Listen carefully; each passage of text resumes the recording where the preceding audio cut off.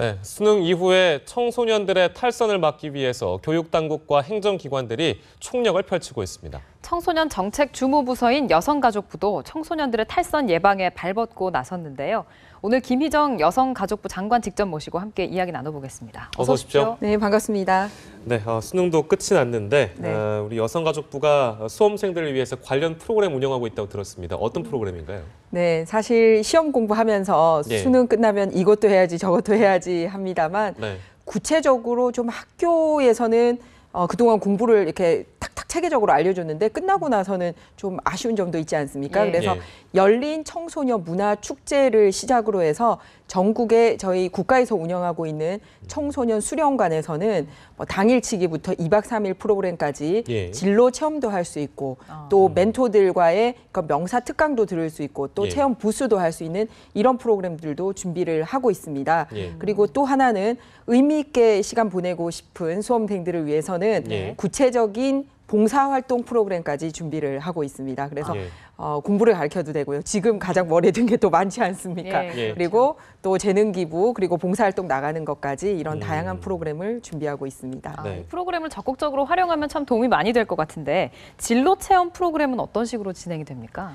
말씀드렸듯이 전국의 국립청소년 수련원을 통해서 분야별로도 진행을 합니다. 예를 들어서 우주라든지 과학이라든지 해양이라든지 이렇게 특정화된 프로그램도 있고요. 예. 일반 명사들과 함께 대학생활 미리 체험하고 맛보기 이런 것들도 있고 예. 또 직업별 부스를 만들어서 체험할 수 있는 것도 있는 등 네. 이렇게 수련관에서도 하고 또 열린 축제 때도 하고 또 명사와의 토크 콘서트도 있고 이렇게 자기 지역별로 다양한 프로그램을 찾아볼 수가 있습니다. 저희가 뭐 김제, 영덕, 고흥 뭐 평창, 천안 이런 식으로 전 지역별로 운영을 할 예정입니다. 네, 물론 장관님이 설명을 잘 해주셨는데요.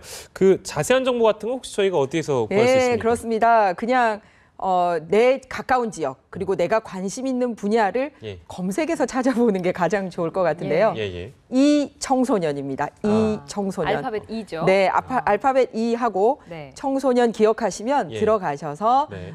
자기가 관심 있는 단어를 넣으면 가까운 장소를 찾을 수도 있고 프로그램을 찾을 수도 있고 날짜도 맞춰볼 수도 있고요. 예. 이 청소년 통해서 청소년에게 적합한 시설인지 적합한 프로그램인지 예. 이렇게 찾아서 보시면 제일 좋을 것 같습니다. 예. 네. 물론 대부분의 청소년들이 학교를 다닙니다만 학교 밖 청소년들도 있을 수 있잖아요. 네. 수능 시험을 보는 이런 청소년들을 위해서 또 어떤 정책을 마련하셨다고요? 네, 많습니다. 학교를 다니지 않는 청소년이. 예. 그중에서도 장기 입원이라든지 해외 유학이라든지 예. 또는 미인가 대안학교처럼 그래도 자기 소속을 가지고 있는 청소년을 빼고 어떤 곳에도 소속감이 없는 청소년이 28만 명인데요. 비록 현재는 학교를 다니지 않지만 대학에 진학하기를 원하는 청소년들이 많이 있습니다. 예. 그러다 보니 소위 학생 기록부가 없고 예. 또 검정고시만 해서 어떻게 대학을 가야 할지 이 상담을 받고 싶어 합니다. 그래서 역시 저희가 전국을 돌면서 이 학교 밖 청소년들의 대학 진학 프로그램을 이미 수능 전에 한번 했고요. 예. 지금도 필요하시면 전국에 있는 학교 밖 청소년 지원센터, 간판은 꿈드림 센터라고 붙어 있습니다. 네네. 를 찾아오면 대입 관련돼서 검정고시고 학교를 안 다니는데 어떻게 나는 대학을 갈 수 있겠는지 상담도 있고요. 예. 또 하나는 가정 형편이 어려운 친구들이 많기 때문에 예. 어떻게 국가 장학금 제도가 마련이 되어 있는지, 예. 학자금 대출 제도는 어떤 게 있는지, 그리고 대학교 진로 이후에 근로 장학금 제도는 어떤 게 있겠는지에 대한 예. 그런 상담까지도 함께 해드리고 있습니다. 네. 자, 수능도 끝났고 이제 겨울방학도 시작이 되는데 이제 학생들이 요즘 그 아르바이트 많이 하잖아요. 네. 어떤 거를 좀 주의를 해야 되는 건가요? 예, 방학 되면 더 많이 늘어납니다. 네. 근데 가장 중요한 거는 1번, 청소년이 일을 해도 되는 장소인지 아닌지를 보는 게 제일 중요합니다. 예. 네네. 뭐 유흥업이라든지 뭐 노래방, PC방, 뭐 도살장, 뭐 위험업소 여기는 청소년 고용 자체가 안 되게 되어 있거든요. 예. 그래서 그거 확인이 중요하고요. 다음으로는 국가가 정한 근로표준 계약서를 꼭 작성하자고 얘기를 해야 돼요. 예. 근로계약서 작성하게 해주십시오. 네. 그래야지 나중에 분쟁이 안 생깁니다. 네. 그리고 가장 많은 민원이 임금 체불이나 이 부당임금 받는 게 굉장히 신고가 많은데요. 예. 네. 어떤 데 많이 이렇게 속았냐 하면 예.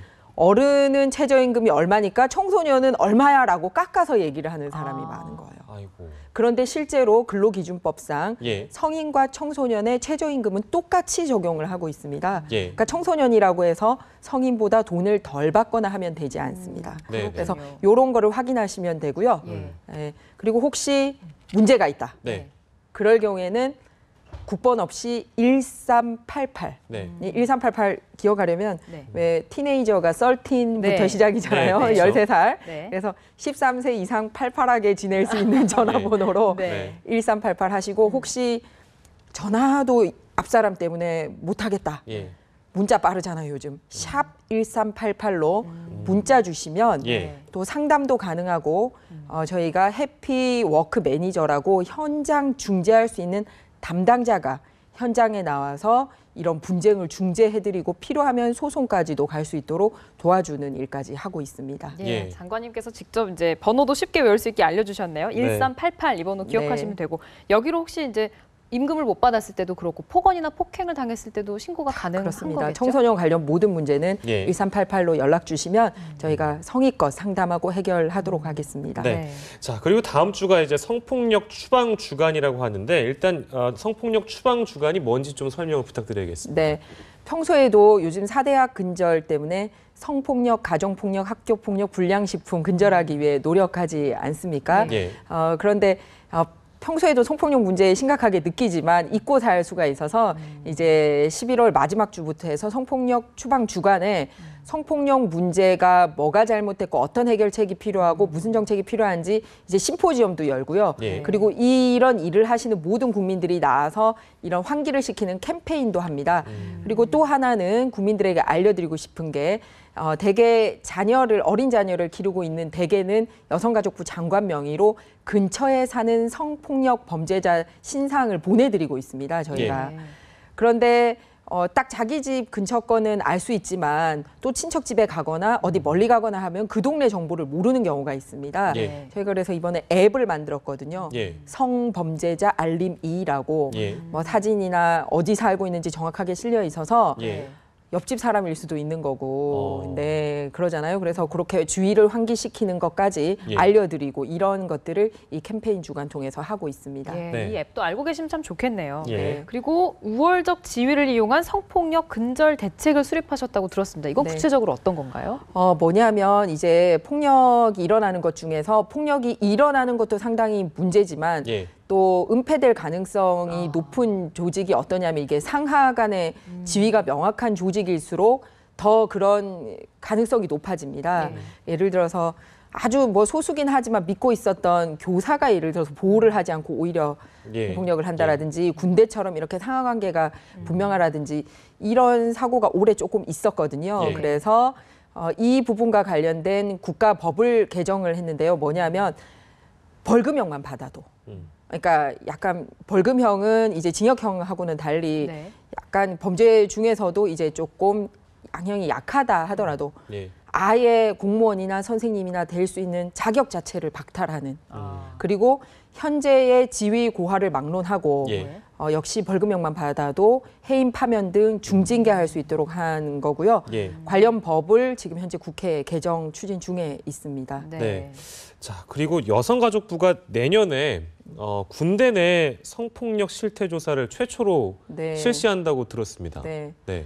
그동안은 이제 일반 국민들 대상으로 해서 어떤 상황에서 범죄가 일어나는지 이후에 도움을 받는데 어떤 어려운 점이 있는지 이런 정책을 세우는 데는 실태가 굉장히 중요하거든요. 예. 그런데 말씀드렸듯이 국민들이 이제 군대 내에서의 그런 문제 때문에 걱정하는 목소리가 있어서 예. 내년에 군대를 대상으로 해서 별도의 성폭력 실태 조사를 합니다. 예. 그래서 병사 집단도 따로 하고요. 예. 여자 군인, 남자 군인, 그리고 또 군인 이외의 군 행정원들 이렇게 있거든요. 예. 그런 분들까지 해서 현재 어떤 사고가 있는지 일어날 가능성은 뭐가 있겠는지를 다 이렇게 시스템으로 해서 예. 다시는 그런 일이 발생하지 않도록 정책을 세우는데 도움을 받을 예정입니다. 그 실태 조사 결과를 가지고. 예. 네, 알겠습니다. 오늘 여성가족부 김희정 장관 모시고 이야기 나눠봤습니다. 고맙습니다. 고맙습니다. 네, 감사합니다.